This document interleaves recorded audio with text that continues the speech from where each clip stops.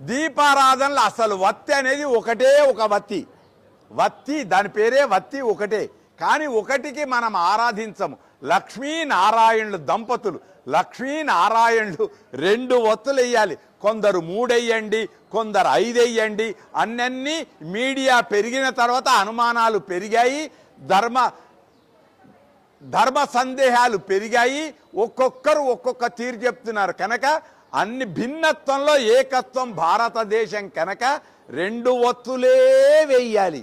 గుర్తుంచుకోండి, 2 ఒత్తులే. ఒకటి లక్ష్మీ నారాయణ స్వరూపం, అంతకంటే ఎక్కువ లేదు.